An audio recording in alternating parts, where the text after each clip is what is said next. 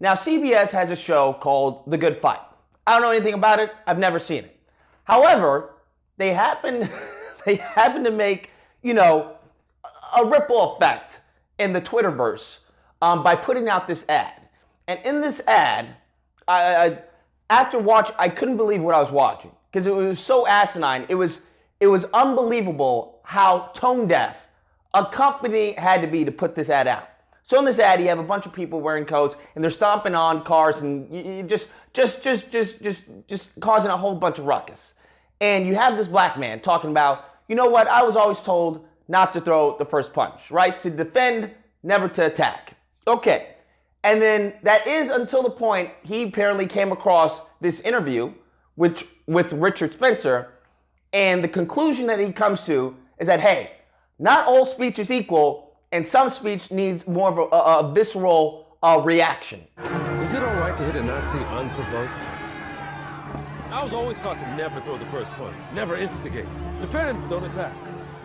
But then I saw a video of the white nationalist Richard Spencer being punched in the face during an interview, and I realized Spencer was in a pressed suit, wearing a tie, being interviewed like his opinion mattered, like it should be considered part of the conversation, like neo-Nazism was just one political point of view. And then I realized there's no better way to show some speech is not equal.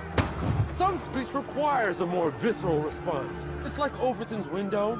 That's the term from which ideas are tolerated in public discourse. Well, Overton's window doesn't mean shit unless it comes with some enforcement. So yeah, this is enforcement. It's time to punch a few Nazis. In other words, speech is violence. Violence against me, I get to defend myself and attack. And that's where we're going.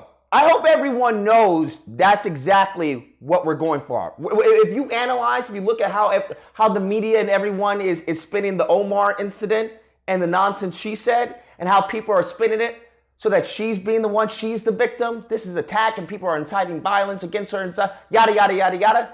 That's where we're headed. So, and if you look at the tweet, the hashtag was the good fight and this is important. You would think, oh, it's just another social justice warrior nonsense. No. It goes deeper than that. It goes way deeper than that. Because what you have to think about how this process took place to get on Twitter.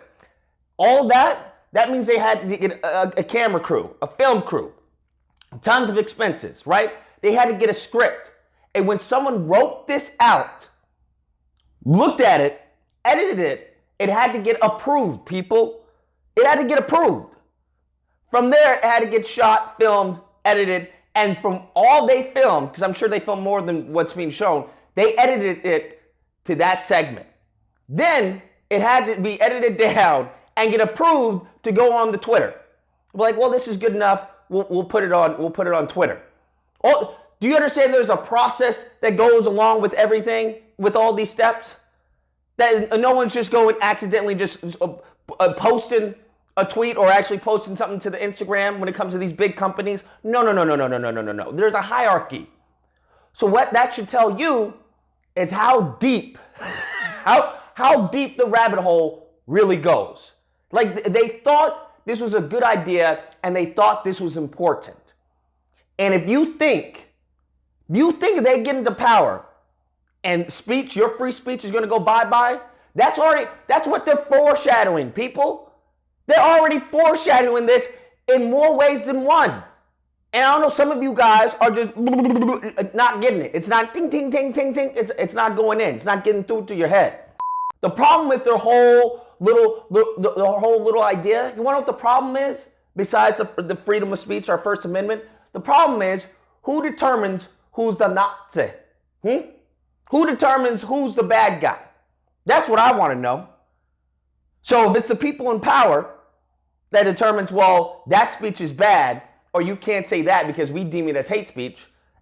Imagine if Twitter was the law of the land. You're not hearing what I'm saying. You're not grasping it. Imagine if Twitter is the law of the land, or when it comes to Instagram or something. Because they delete posts now on Instagram. They don't even tell you why. There's a law, it violated our guidelines. Imagine you just get up one day, car's gone. Yeah, I know we leased the car to you and you pass, credit report and all that, but we saw posts, we saw what you're saying. We don't want to do business with you anymore. Just like that. And 1984, I don't know, what more do you need to see? Where they're now saying it's okay to punch the Nazi. Is it all right to hit a Nazi unprovoked? But here's the thing. Who's the Nazi in present day?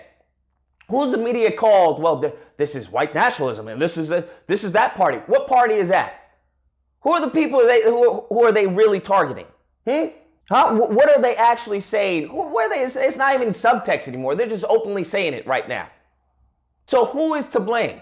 Who's to blame when someone gets punched in the face at UC Berkeley for wearing a MAGA cap or something? Or someone gets a drink poured on them? Or someone gets attacked? Or someone gets pepper sprayed? All these incidents. Because this dude in the ad felt some type of way because of Richard Spencer saying what he had to say. If you don't like what he has to say, close your ears. Everyone gets to come to the table. Just because you don't like what someone is saying at the table doesn't mean you get to punch them in the face. You don't get to do that. That's not how that works, people. But here's the thing. That's how you divide and conquer.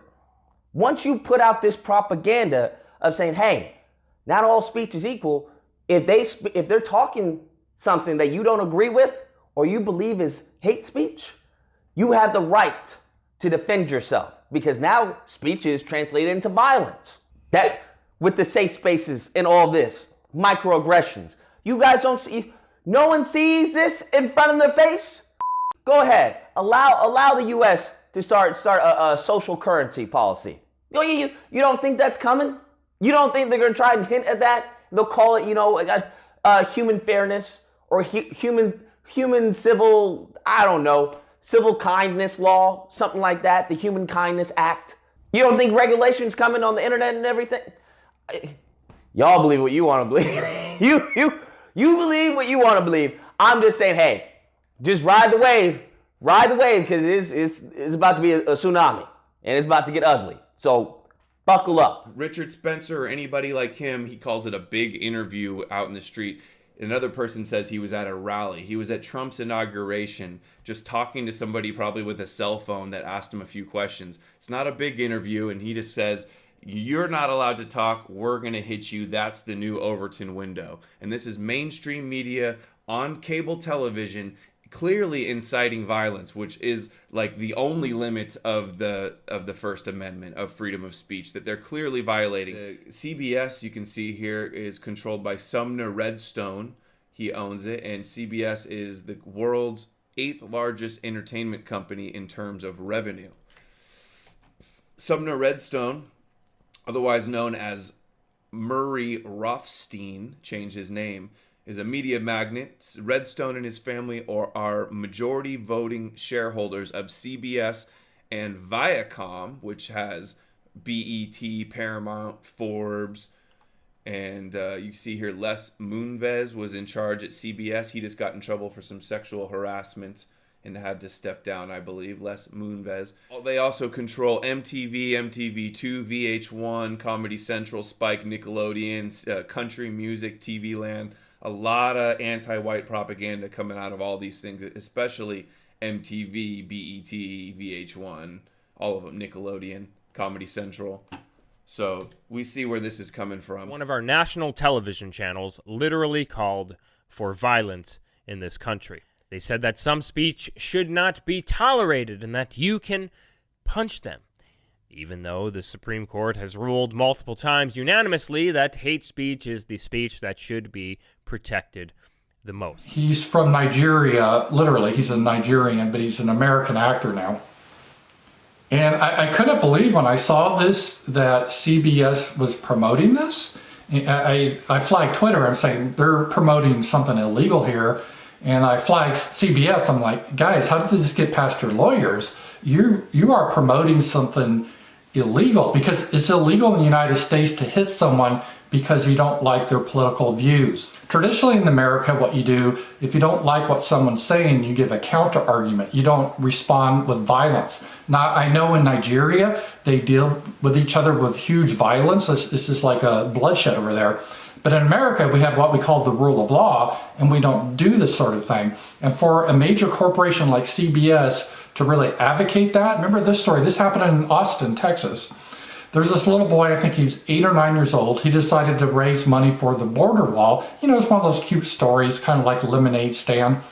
But this Austin boy was called Little Hitler after selling hot cocoa to raise money for the border wall.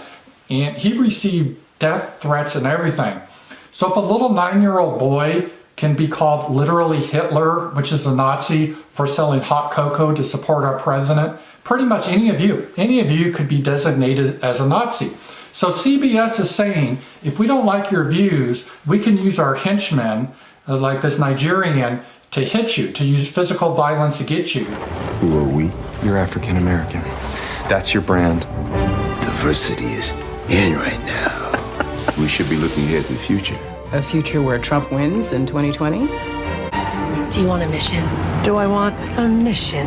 I'm looking for people who are ready to take the fight to Trump. They expect us all to accept their savvy, tongue-in-cheek, arrogant hypocrisy as relevant and cute to their demographic of anti-American far-left extremists and Antifa morons. I'm ready to fight. The resistance starts now. Do your worst. Oh, don't tempt me.